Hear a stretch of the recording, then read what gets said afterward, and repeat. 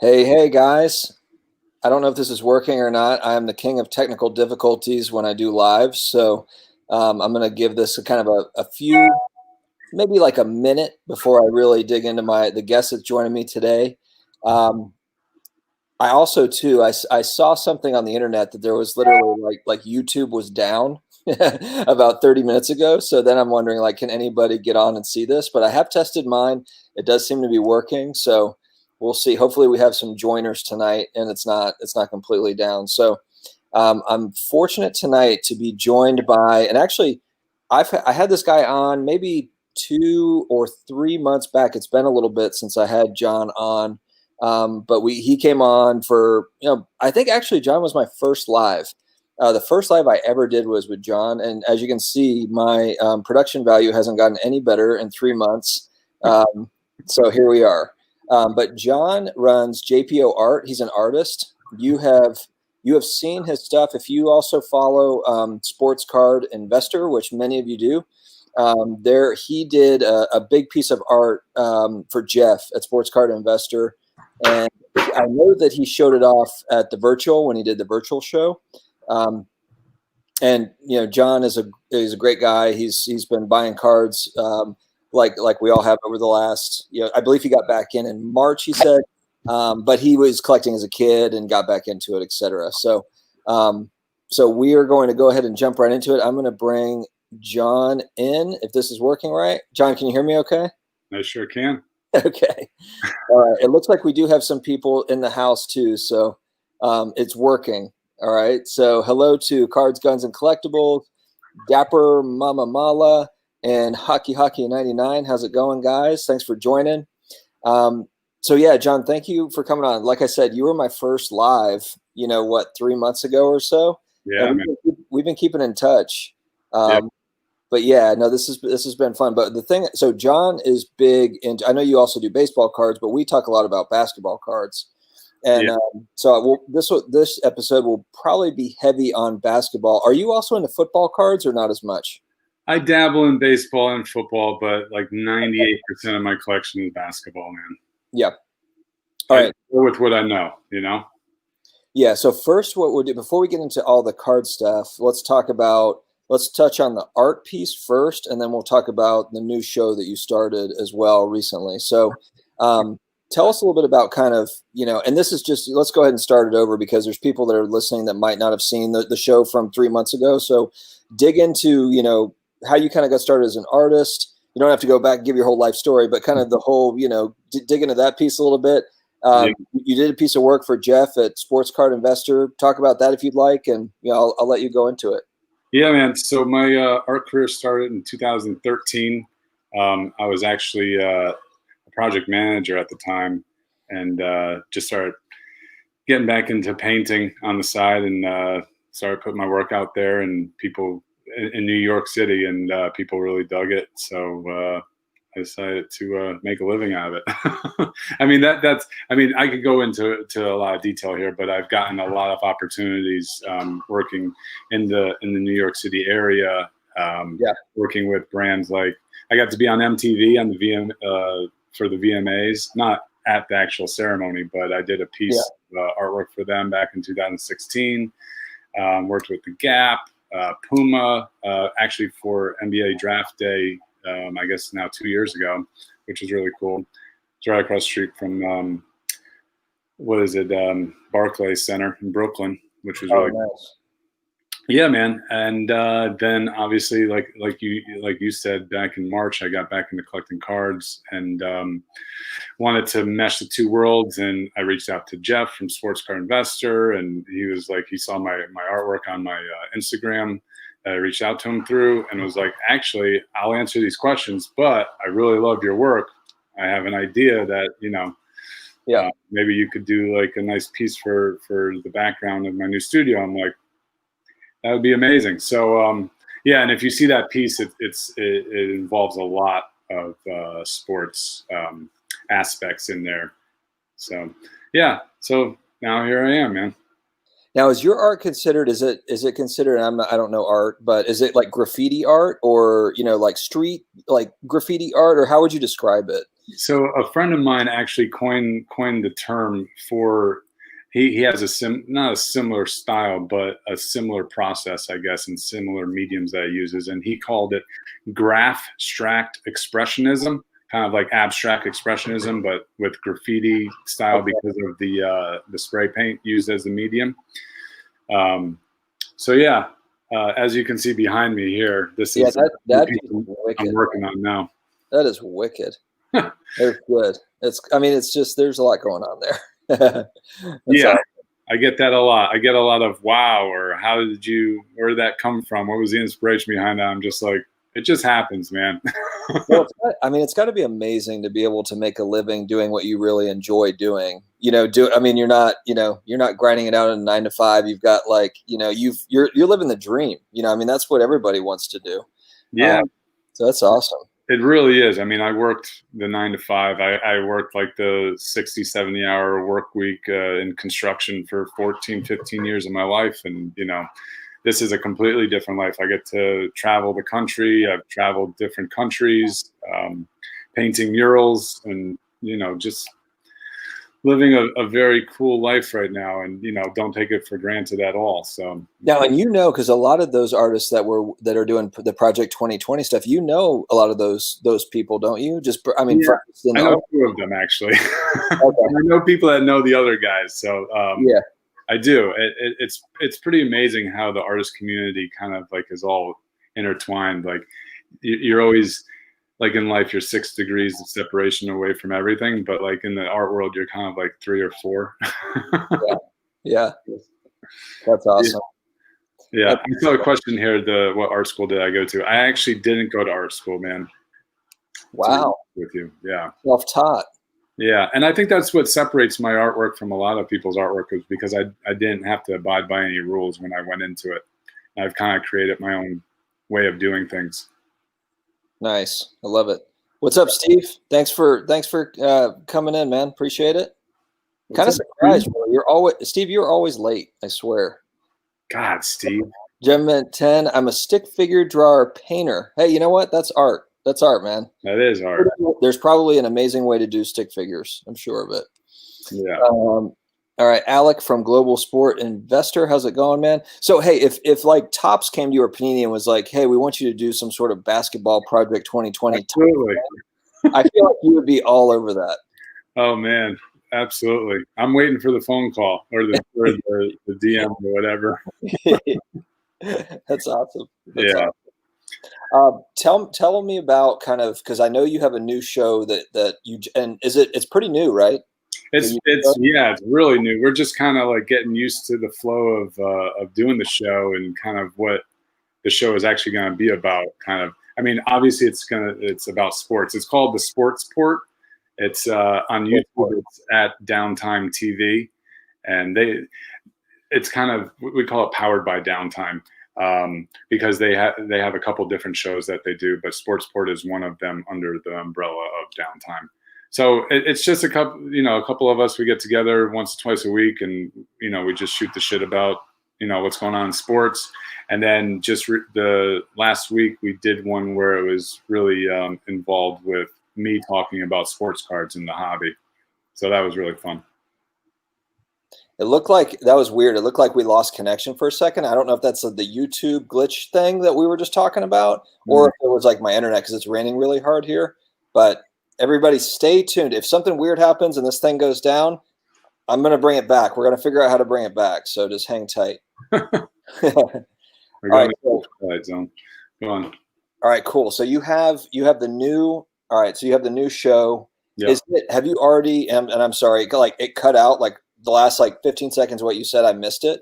But have you already started doing? Are you planning to do lives, or are you planning to do make videos and put it on that channel, or how are you thinking of doing it?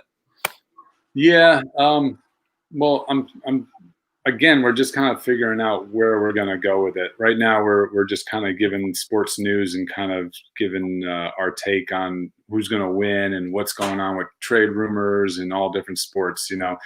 Again, there's times in the show where we're talking about a sport that I don't know much about, but then you see me getting really involved when basketball comes up and then yeah. So we're just figuring it out, man, having fun, kind of like like you do, and everybody else that's getting in on YouTube and doing channels. We're just trying to have fun and doing something that we're passionate about. Yeah, I mean, if it's the medium that you like and you're comfortable with, whether that's blogging or YouTube or podcasts or whatever that is, there's not, I mean, it's really fun. It is really fun. It's kind of addicting, really, to where you've got kind of, you build a community, and then like I met you through this, and I've met a bunch of people through this that I otherwise would not have met, Yeah. so it's a blast. Well, that's awesome. So it is going to be kind of like so it's not just a sport, it's not just sports cars, it's going to be sports, and then you're just going to kind of branch out from there. Yeah, it is. Right, exactly. And I actually came up with a good idea for another kind of like branching off show that I'm not going to go too much into, but it's I don't think it's been done yet, and I think it's going to be really interesting. Where it's kind of like a backstory to the hobby in some ways. But Nice. we'll Yeah, talk. We'll talk about it. don't tease it. Don't tease it. Yeah, let them keep them in some suspense. Yeah, absolutely. All right, let's dig into basketball cards, because that's what we talk about a lot. So we have the season that's coming up. We anticipate it's going to be December 22nd. Is that done? Is that a done deal? Yeah. A done deal. Okay. So December 22nd, they're back. I feel like to be honest, I'm kind of surprised. I'm really surprised that the players weren't like, you know what? No, we're not coming back in December. We're going to come back in January or February or something. Yeah, I mean, so you got the draft. I feel the worst actually for the new draft class, because literally they're going to draft it next week, next Wednesday, and then just over a month later, they're going to be playing. Some of them are going to be playing their first NBA basketball game with new players. They have no idea how to play with. Yeah, it's going to be brutal. Yeah, it is going to be pretty brutal for them. I don't feel so bad for the veterans. I mean, I'm going to be honest with you. I know Danny Green was talking about, well, LeBron's not going to be playing for the first month, blah, blah, blah. I don't really care. They make enough money where they could put up with that shit, Yeah. And I feel like LeBron, I mean, even if he did take the first couple of weeks off from the season, he would, or he may just do it strategically where, he takes time off or whatever, like throughout the season when he needs to. Yeah. You got to think too, at some point that guy has got to, rest. He can't play the minutes that he's playing forever. Maybe he can. I don't know. Maybe he can play forever, but at some point, one of these seasons, there's got to be a point where he's just like, you know what? I can't play 35 minutes a game, or whatever. Like I need to scale it back a little bit. I don't know when that's going to come, but well, the Lakers better be scared this year, because I think the Warriors are going to be the best team in the West. Yeah, the Warriors are that's the team that I'm most intrigued about, are the Warriors. And then, so is there anything, and help me out here, NBA wise, are there any potential big trades? I saw something about Chris Paul maybe getting moved, but to me, like Chris Paul is not like a game change. That's not like a huge trade for me, just at his age. I know that I know he's a star and everything else, and he's still got talent, but I mean, is there any, I know that like Giannis isn't going anywhere until next year, potentially, right? I don't know. I mean, supposedly I'm hearing rumors of him going to the Heat, him going to the Mavs, him possibly going to the Warriors even.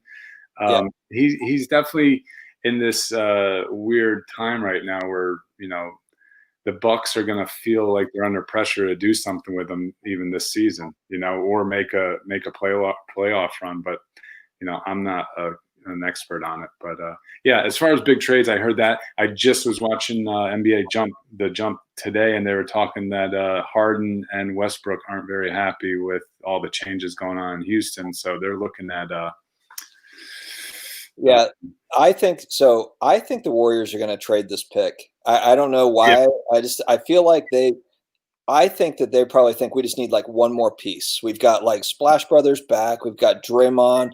We just need like one more guy, and I think that they're going to trade that pick. Yeah, that's what Ziggy's talking about here. Are they going to trade it? Are they going to, I mean, it's not a bad place to be with the second pick, but it's also great draft capital to move to get a good player. Yeah, I mean, they got Eric Pascal last year, and that's a great draft pick. I think he's going to work well this year with them. I think they might need a big man, Yeah, I agree with you, Steve. Pour out a bit. Yeah. Zach LaVine, are they? I don't know about They use that. him?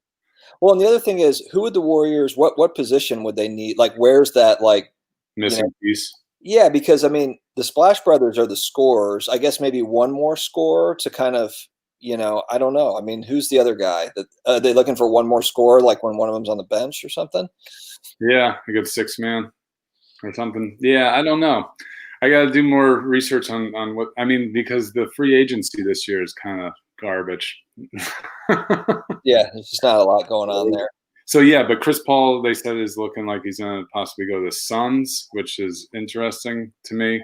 Um, the Thunder is another team that's going to be at a weird point this year. I feel like I'm hopeful that the Mavs are going to do great. I'm hopeful that the Grizzlies are going to do great, especially because I'm highly invested in Ja and Brandon Clark, as you know. Yeah, Brandon Clark is your guy. I've heard a lot. So the two names that I keep hearing everywhere as far as like prospecting goes are Keldon Johnson and Brandon Clark. Those two guys, like I hear them all over the place. Is like, and I know you've been talking about Brandon Clark for months. And Keldon Johnson. Here's just some of my Keldon Johnson cards. Wow, yeah. So what is it about those two guys, that stands out to you? What's the difference between them and other young guys that you see? Well, for Keldon Johnson, we'll start there, man.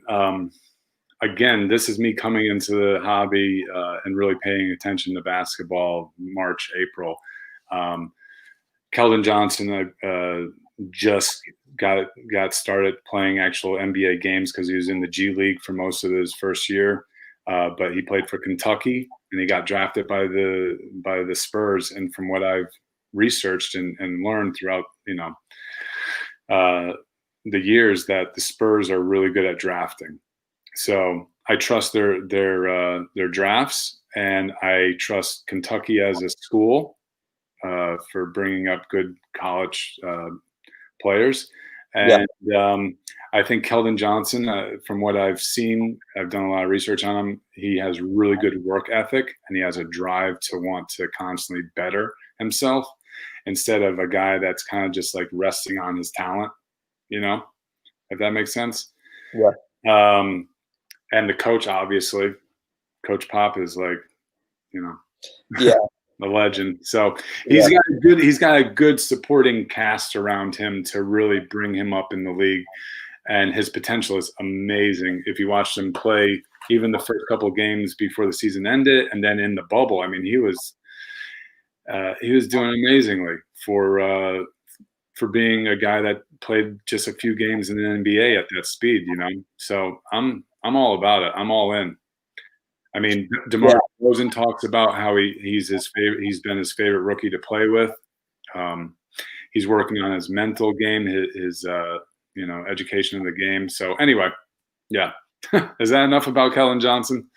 Yeah, no, no, no, I know. And it's funny too when people are talking about different rookies and whatever. Um, there's oh yeah, I saw stats today and it was Giannis's rookie stats and it was like 77 games. It was like seven points a game. It was Yeah, completely pedestrian numbers. Like if you were looking at his rookie year, you'd think like this kid's never he's not doing anything. yeah. And I know that he's kind of an outlier in all this. For every Giannis, there's a lot that don't. Uh-oh, he froze up on me.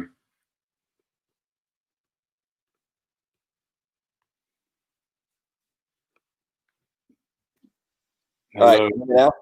hello. Can you hear me now? Sound like Jeff. Sound like Jeff from Yeah. Sports. Hello. Is anybody out there? Yeah, it did that earlier, so maybe we're just gonna have to deal with that. If it freezes, just hang tight. I'm sitting right next to the modem, so I know that it's not my internet. I think it might be just YouTube. Yeah. I'm reading Ziggy's comment here about Brandon Clark. He is solid. He's a solid player. I mean, uh, I don't know. I don't know if there's enough room. I just don't, I'm a little unsure about the room on the Grizzlies right now. I think they have to make some moves in the offseason, get rid of a couple dead weight players but Brandon Clark, huge potential. People are worried about him being, I think he's 24 now. So that's a little bit of a blow to him. But I mean, he's dynamic. He's got a lot of energy. He plays a lot of strength to the rim. He's got that great floater. His efficiency, they call him Mr. Efficient because I think he shot like 70%, but he needs to take more shots too. But Yeah. yeah, The Grizzlies, yeah. I mean, they're such a young team with a bunch of young stars. They've got a bunch of young talent on that team. yeah, yeah. They just need to keep growing. I'm fully confident they're going to make the playoffs again this year, or not again. Sorry, but they're going to definitely make the playoffs this year. So what are you looking at as so you pick out the young guys that you're, going after. Are you buying their prism? Are you buying their optic, their select? Is it a combination? And are you buying, I know we've talked about this a little bit, but you buy a lot of raw cards, you buy some graded cards. What's kind of that mix looking like for you?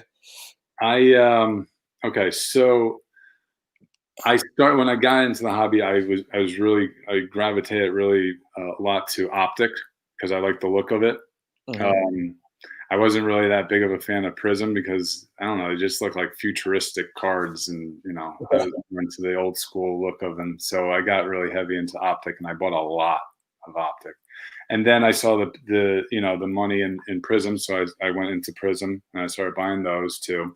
Because if you look at the ratio, I feel like you have your Prism price, and optic usually falls at that time was like 50-40% of a Prism, possibly, depending on the player, obviously. And then I dabbled in select, so I stayed between those three brands. And then as I got deeper, I wanted to find even more value, because when somebody finds out about a player, they go right to Prism, right? And then from what I've seen, they go right to Prism. They buy their color variations, their Yeah. all the parallels, and their base cards, their silvers, blah blah blah, and that market shoots up fast.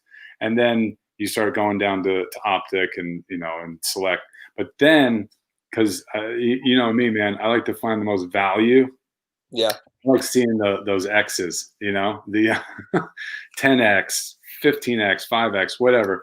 So I Sure. go even down lower I started going down to the Donruss, because I saw, and I know this doesn't partake to all players, but I saw what happened to Luca's market, and you see what happens to certain players' markets, that the price of those cards even go when you can't afford the Prism, when you can't afford even the optic or the select. You have to go down, and because you want to collect that player and invest, because all boats rise. Yeah. Now, looking back over the last 7 months, if you had to do it all over again, would you still kind of go through, buy Donruss and Optic and Select, or would you just kind of just go all in on Prism, and just kind of like maybe just spend a little bit more and get the Prisms, even though, and the reason why I ask that is just because, Prism has really kind of stayed king of the jungle, so to speak. Yeah. And not to say that you don't that optic hasn't been popular and select hasn't been popular, but prism has really stayed popular. It's like it hasn't, if anything, it's easily the hottest set in basketball is prism basketball, or in sports cars is prism basketball. Yeah. Would I do the same things? Yeah, because I don't know. I just feel like I did it right way, the right way. I do diversify my collection. I have just as many prisms as I have optics, Yeah. of these players, and I, then I think it helps too that like select and optic are just great looking cards. I actually like the look of optic and select better than I do prism, even though yeah. prism is more valuable. So And the only reason why it's more valuable is because more people talk about it. To me, yeah. uh, you have somebody like Gary Vee, or somebody like that talking about buying a Luca Prism, right? Yeah. And Yeah, then prism is, yeah. No, I know and I don't know how it got that way or how, but it definitely is a thing in the hobby. Everyone talks about prism and then there's everything else. It's but like, look, but if you watch the market right now, when Jeff Sports Car Investors started talking about Select and how he's heavily investing in Select, you've seen that market go up since then. There's a lot of impression in the market due to word of mouth, because I don't know, man. People in this hobby talk. That's the community talks. People share little tidbits of, oh, well, I'm collecting this player, and then as soon as you see that player's name, you do your investigation and you'll say, oh, maybe there's some value in here. I'll pick up 5 cards of that player in that set, and that's how it moves. yeah. Now, are you buying any of these new basketball sets, the clearly Donruss and the you Which is awful. The print lines. What I like to do is I watch a break of a new product. The first couple days it's out, and see if I actually like what comes in the packs and the look of the cards and what the yeah, inserts are and all that stuff. I love the look. I think the idea behind Clearly Donruss is awesome. like the acetate cards are cool. So cool. I have. I'll tell you what I got. I pulled because I bought into a couple breaks, and Oh, did you? yeah, like this is the Kobe White. It's so cool looking. Oh, nice. Now, is that clear? Is it acetate? I can't see the Oh yeah. Hold on. see the It yeah. is. It's clear. It's bendable. It's like I don't know. Oh yeah. Oh yeah. Okay, I can see it Back now. of it. I can see it But now. you could even see there's like scuff marks on the surface of it. Panini doesn't take care of their product when they're printing it, man. It's awful. Like Oh, that's actually a great point. With that acetate, I'm sure every last little anything shows up on it. yeah. So these are sets that are pretty ungradable, you know. For the most part. I mean, you're going to get some cards that are gradable, but again, the Donruss, the clearly Donruss is if you're familiar with this year's Donruss and probably past years too, but I'm mostly familiar with cards from this year. A lot of it was off centered. I mean, the cuts on the Donruss base cards have been awful, and it's the same thing for these. So I don't know. It's hard to get into the new sets because of that. Like even Yeah. Mosaic, they had a lot of surface issues on Mosaic cards from what I've seen. You know? I think that, like, I mean, because in reality, I mean, if that's just kind of a printing gaff that's just constant with that particular set, regardless of what set it is, I mean, do you think that if it's a popular set, that it's even worthwhile? And I'm not saying you send in all of them, but if you have like an amazing Kobe White or something, and you get a PSA 8 on it because it's all acetate and it's got surface stuff, but if none of the other ones are getting nines or tens, then it's like Yeah. then you have the highest grade or you have a higher grade one. I mean, I just wonder over time if that'll, even itself out to where even though it's not a gem mint 10, well, none of those cards are going to get gem mint 10 or it's going to be very few or whatever. But would you even spend the money to get it graded? Because PSA is $25 a card now, or whatever it is. Right. And Yeah. The cost. knowing that you probably get an 8. Nobody wants an 8. You know what I mean? Well, yeah, I guess unless it's like a rare card in the set. If you got like if I bought a pack of 2018 Prism basketball and I pulled a silver Prism Luca and I could see that it was dinged up or something, I'd probably still send it away even if it's a 4. Oh yeah, yeah, Because it is what it is. yeah. I bought a LeBron James My House insert. I love the My House inserts from the Clearly Donruss set because I just think it Oh looks yeah. cool. Yeah, Are they I'm all clear? yeah, I'm big on the My House inserts. They're such a cool looking card. That's the only. Actually, no. I bought 2 Zion Optic rookies on ComC, just raw. And then the only other rookie I've got in hand is a My House rookie hollow of Zion. Yeah, And that is a cool card. I mean, I just have a raw copy of it, but I was like, you know what, this is, and it was like at the time I think it was $70, so it wasn't cheap, but for a Zion rookie, that, and it was optic and everything. I mean, it was like it was a decent price considering. yeah. Let me ask you a question, and I guess the viewers too. From what I'm seeing is that obviously Prism is the set to collect for the masses. The print runs are enormous, and obviously the pop count is going through the roof now for all these cards. So I don't know the exact numbers because I don't have them pulled up in front of me, but the amount of Zion PSA 10s in a Prism base card is what 18,000 or something like that, if I'm not mistaken. Yeah. Maybe somewhere in that area. Then his optic is probably somewhere in the 5,000-6,000. But then you go down to the hoops, and I know it's not that sought after of a set, but the print count is lower. What I focus on, and I'll show you this, what I found at my local card shop actually, which is pretty amazing, is there's variations to it. So I got this PSA 10 in a hoops Zion, but there's a red back on this one. Oh, nice. Okay. Compared to, a black back. And the red back, I got a 10 on it. There's only 7 of that card in a PSA 10. What? 7. So you tell me where the value is. Interesting. And I got that card for $10.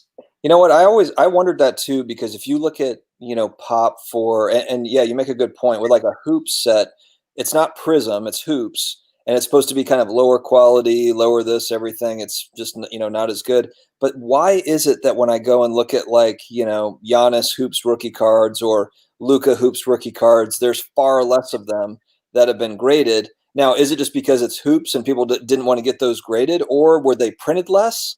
Or, like, what is the answer to that? Well, I think we're going to see that all kind of pan out within the next 6 months to a year.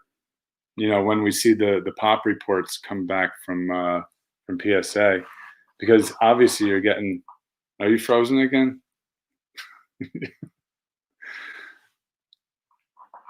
I'll wait till you're back.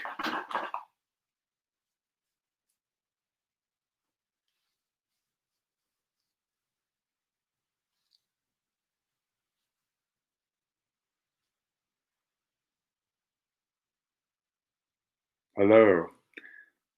If you guys could still hear me, tell me in the chat so I can keep talking. Can you hear me? Okay. There you go. They're back. Hey man, where'd you go? Dude, if that happens, just wait out the 30 seconds or whatever. I don't. Yeah. It said like that my connection's not great and to be closer to my modem, and I'm literally like I can grab my modem from where I am, so I don't know what it is. Maybe it's raining pretty hard here, so maybe that's it. I have no idea. But no, like twofold with what we were just talking about, and I think that, and I want to hear, I guess, from viewers as well. But for me, on the 2019 basketball rookies, and even a lot of the 2018 rookies, I would say for basketball, I'm kind of in a hold just because of exactly what you just said. It's how many of these cards are at PSA. What's that going to look like for the supply when they do come back? And what is that supply going to look like? How is that going to affect prices? Because obviously, if you get, if Luca, if there's double the number and they all hit the market, it's going to bring the prices down, unless there's just that demand to meet it. But I mean, I have to think that it's going to impact prices. So for a lot of the newer stuff, I'm just kind of I'm on a little bit of a hold. Yeah. I'm buying, and I. Uh-oh. He's gone again, guys. But anyway, yeah, I think the print run or the pop count of the hoops is gonna go up tremendously, actually, because people are going to see that, hey, this set that I just bought just to were you hearing everything I was saying or no? I moved a little bit close. I'm like a little bit closer to the router now, so maybe that'll do it. Yeah. All Okay. right. So anyway, all I was saying was that I think that you're going to see the pop reports go through the roof. I think on these lower end sets like hoops and stuff. I think because people are going to be like, oh well, all this wax that I ripped last year or the year before, some of these cards are actually worth money now. So I'll send them. But I think the print run is a lot lower on those sets though too. Well, and the other thing that, we've been in a market over the last 6 months where demand has been very high. Okay, Yeah. so what happens if, in a few months, now I'm just playing devil's advocate. I actually do think that in the first quarter of 2021, there's going to be a surge. I'm predicting that. And for a few different factors, I'm actually going to put a video out on it. So I'll let that kind of play itself out. But I do think that there will be a surge in early 2021. But we're making an assumption that demand will stay high, and then you have all this PSA stuff coming back. What will it look like? I mean, it's going to be fun to watch for sure. I think it's going to work out fine next year, but I'm very curious to watch it. Yeah, I think it's going to be a fun ride for us all. Hopefully, a profitable one. Yeah. I'm just like nervous to see what this draft class is, and like, do I get sucked into buying as much from this draft class as I have in this past year? And I don't know, man. You know, I, it's going to be a weird time, I think. Yeah, I mean, you have to assume, well, and it's like even if this draft class is not very good, think about all the other prospects that are out there, the Bowls of the world and the guys that we've been talking about tonight. But yeah, I mean, what happens if Bull just comes out of nowhere and, does his thing? Everyone's been laughing. He's coming out of nowhere and doing his thing. Trust me, dude. I'm investing in Bobo because Bobo I'm is not gonna. he's the real deal. I'll be laughing so hard at literally like all the hobby people that are just coming so hard down on all the bull talk. Like this guy has a huge exhibition. Everyone thinks he's the greatest. I'm no one is pulling harder for bull than me because I just want to see all these guys be like, oh man, he His, actually is the real deal. I was wrong. Actually, they won't say that. They won't say they were wrong. dude, But no, I'm pulling for him. his coordination and his mechanics as on the court are what drew my interest to him, and his mentality of wanting to prove everybody wrong because how he dropped in the draft class and all that stuff from his injury. And I mean, if you watch a lot of his film from back in Oregon when he was playing there, it's just amazing to watch somebody that big be that mobile and that precise with their shooting. Because I mean, he's a danger wherever he is on the court, and if he's on a good team too, the Nuggets to have him bring up, I just hope there's room for him and they give him the opportunity to flourish on their team, because he might be trade bait this year. Michael Porter Jr. might be trade bait too. I don't know, man. Yeah. So The Nuggets, they're like the Grizzlies. They have a ton of young talent that's good, and it's like who knows what's going to happen with them. But yeah, no, I think my only concern with Bol he kind of reminds me of like Porzingis a little bit in the sense that it's like huge dude that's just tall, like lean, but like takes a bad fall or something. Look at how Porzingis was injured, and I'm just wondering, I mean, if Bol is kind of in that same build. Yeah, I could be wrong. I'm these are all just prospecting, and I'm having fun prospecting players. I'm having fun. I love doing the research. I love watching the videos of them playing and all that stuff and doing my research. So that's the most fun for me. Yeah, no, absolutely. Well, we're coming to the end. It's kind of like in football too, where you've got kind of the end of the road for Drew Brees and Tom Brady and yeah.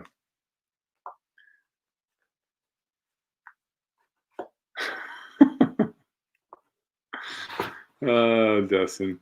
Yeah, man. So all right, am I back?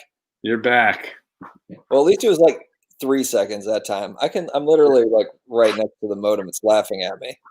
Yeah. Well, somebody said I'm borrowing Brad, the Comeback Card Investors modem, and I went on his show, and I was literally like, he had like completely got wiped off for about 15 minutes, and I had no idea what to talk about. It was super. But so we were joking about how we were investing in vintage modems. Yeah. Yeah. Tonight. It's fun. It's fun because realistically, when I came into the hobby, it was like I had my blinders on just to like this draft class, right? And then obviously, well, this draft class and last year's draft class, 18. And then it kind of like as you get more into the hobby, you start growing outwards and seeing, okay. Then I went to 2017 draft class and 16 and picked up some choice players from those. And it's funny how like the hobby is really collecting a lot of this year's draft class. Have you noticed that? Like there's something like supposed to be like really, really special about the players that got drafted in 2019. Yeah. Yeah. Why is that, you think? Is it just because this is the draft class they came into the hobby with and they didn't really branch out yet? As far as basketball cards go? Yeah. I mean, well, and there was already kind of Luka mania. And so then you had, Luka was doing his thing. Yep. And then you had the Zion. I mean, it was like back to back draft classes where you have big hype. You on the back of Luca, you then had Zion, coming in, who was what the most hyped guy since LeBron. Yeah. Um, so yeah, I think you just have kind of a weird combination of two draft classes that are Yeah. crazy popular. Yeah. I guess so.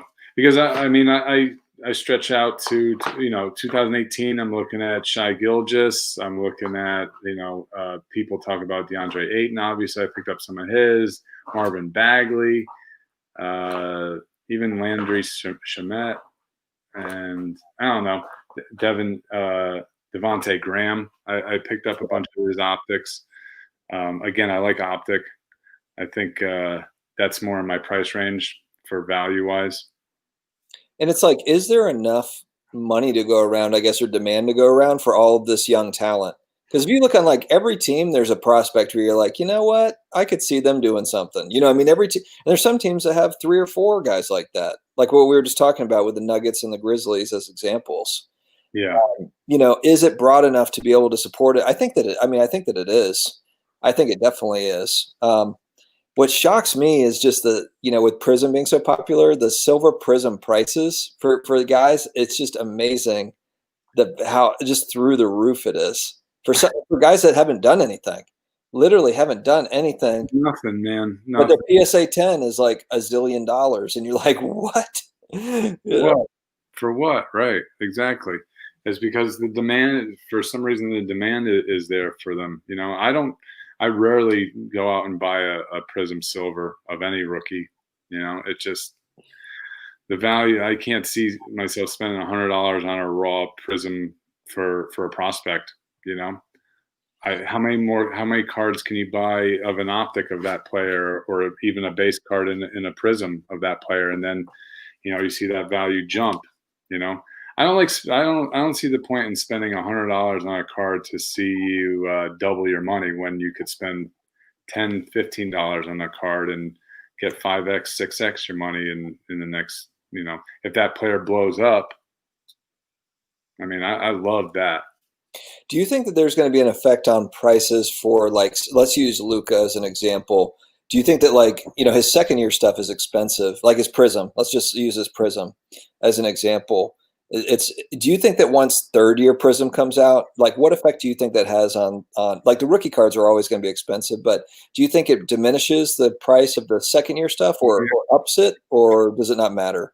I was curious about that myself because what I did was and I know that he's not on the exact same level, but I bought a bunch of Jason Tatum second year Prism cards Yeah. lunch for like $8 a piece or something like that. I thought that it was going to do the same thing that the Lucas second year Prism did.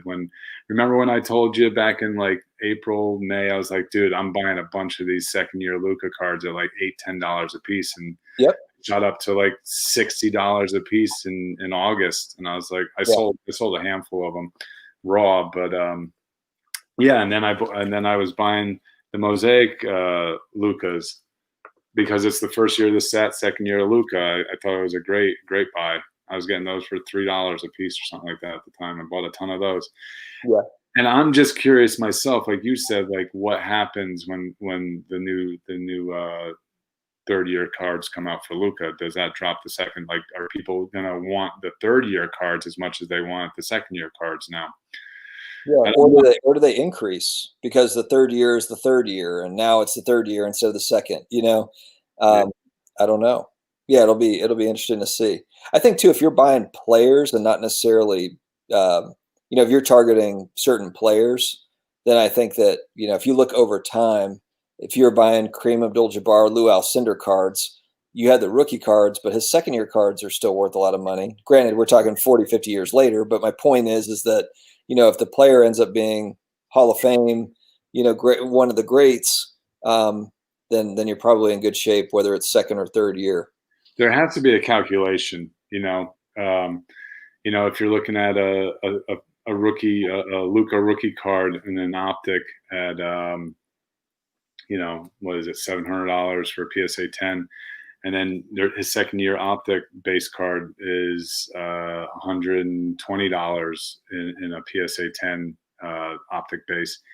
And then his third year is probably going to be what, $40, $50 in a PSA 10. Like it has to steadily drop off, because I've seen that in players like Steph Curry and their cards, like their second year cards are a certain percentage of their rookie card, and there is value there depending on the player. Yeah. And then I guess if you throw scarcity in there, so if you have a 5th year red prism numbered out of 99, Steph Curry, PSA 10, then it's going to be valuable because it's limited and, it's prism. And let's look at what Steve's got. Steve, all right, Steve's got a barrage of comments. I'm going to go ahead and pull these up. I took Devin Booker and De'Aaron Fox prisms to my local bank, and they wouldn't give me anything for them. Did you tell them they were silver? Did you show them, how they were shiny? You should have just showed them the shine, Steve. All right. Do you collect this card right here? I picked up this for the Kevin Porter Jr. card. I love the look of that. Oh, nice. Well, that's that's the art kind of that looks so 90s. That card. That looks like a 90s insert. I know. I love it. That thing's sweet. Yeah. The perfect storm of events caused rookie cards to get outpriced, and collectors had to find alternatives. I think the focus is going to fall back to rookie cards. I kind of agree with that. Outside of the main stars, so I think that I don't know. I think that Luka's got enough collectors, enough demand. Assuming he stays healthy, I think that his stuff is fine. But I agree. If you're talking about like Devin Booker second years, I don't know if those are going to hold up. 30 years, I don't know. Yeah, it depends on the player. Exactly. I don't think everybody's going to be a Luka.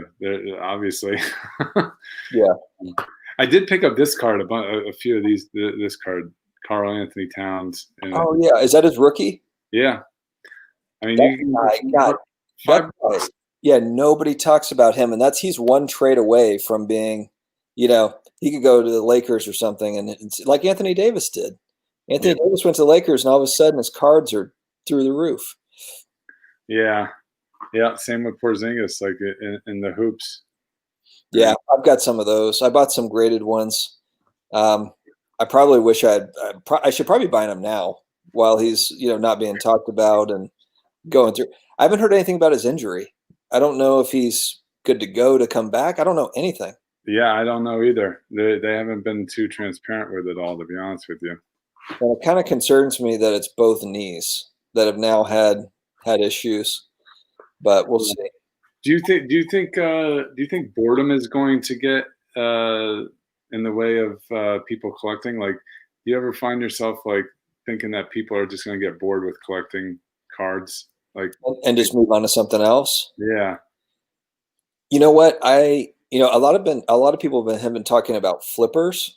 Flippers, they come in and then they flip, and then 3 months later they're gone and they're on to something else. But I think that with sports cards, there might not be people that are flipping right this second, but the second that there's some action in it, it's kind of like, I don't know. I think that once you've made money flipping something, whether that be sports cards or tennis balls or whatever, any retail product, whatever that is, I think that people will come back to it. Money holds your interest for sure. Yeah, I think enough people, even if they, didn't make $1 zillion, but they had some success and they remember having fun doing it. They enjoyed it because it was sports related and everything, all the cool things that come along with sports cards. I do think they'll be back if they've left. Because the other thing too is you think about guys that flip sneakers. Let's just use that as one example. Mm-hmm. It's not getting any easier to buy and sell sneakers and to do that. So if you've been introduced to cards from sneakers and you're really into it, you're really enjoying it, I don't see you rushing back to sneakers. Maybe you're doing it here and there because you really love the hobby of that. Yeah. You're gone again. To answer your question, cards, guns, and collectibles, I am buying Joker rookie cards. I bought a couple Jamal Murray rookie cards myself also. Yeah. So yeah. I get lost right when I'm making an amazing point. Yeah, man, you're right there. I guess my point is it's easier to do this with sports cards in a lot of ways than it is with sneakers or hats or whatever, and it's more fun. Yeah, I do see getting a little frustrated. So like going into like sneaker flipping and that whole thing, like it's very frustrating Yeah, because you're dealing with a lot of bots when the sneakers are being released. I have a little experience with that type of stuff, but like things sell out so fast, and then once they sell out, you're paying premium price for, you're paying double retail automatically. Um, Same thing is going on in the sports card hobby right now with retail. People can't buy, retail at retail.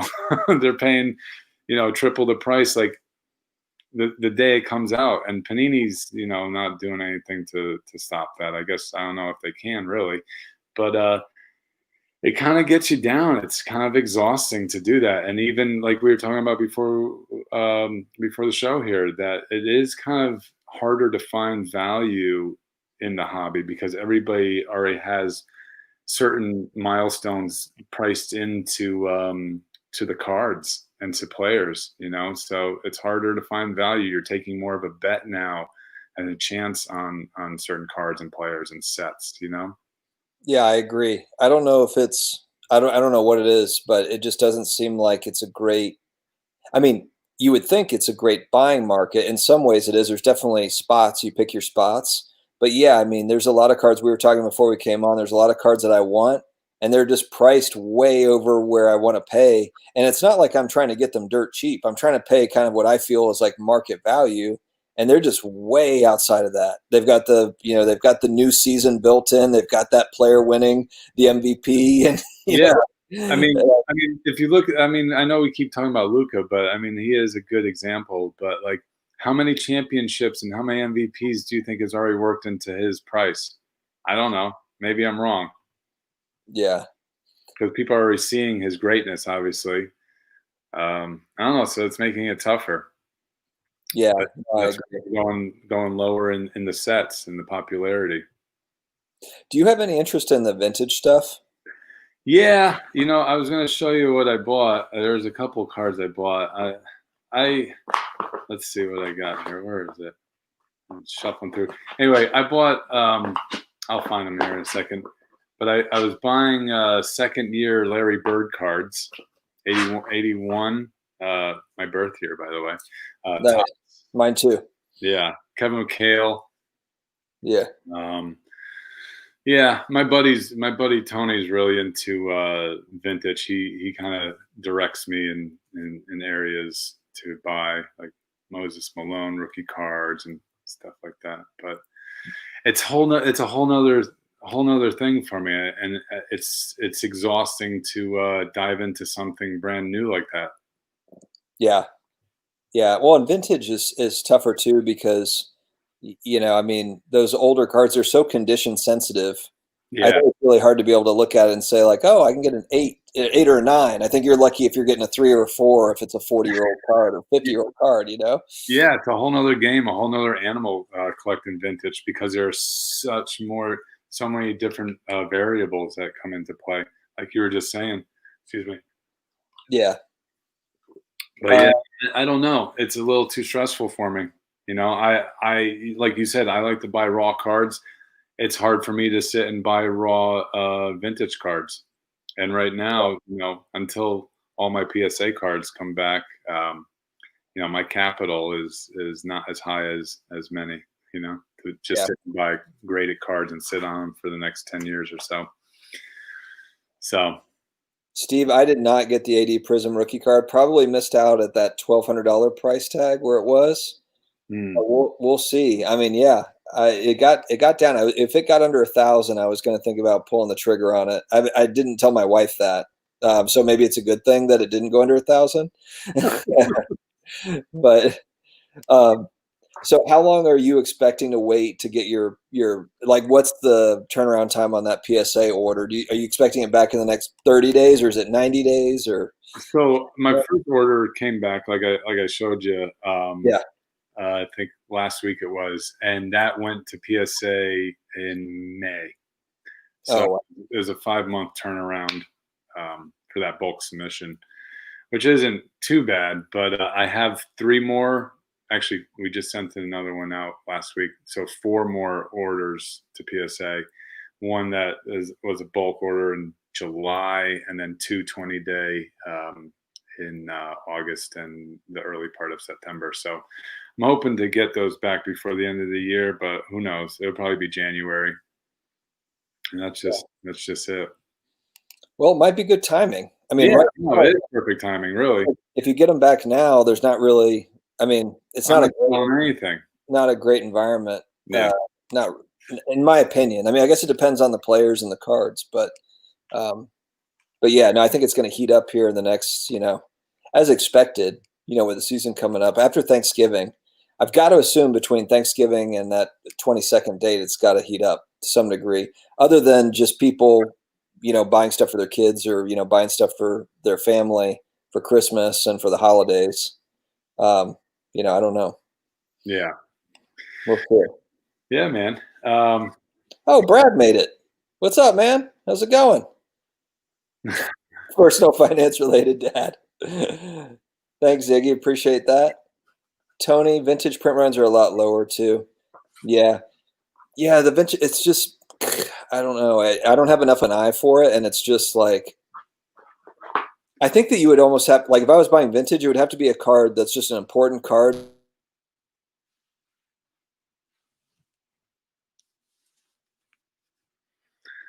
You froze again.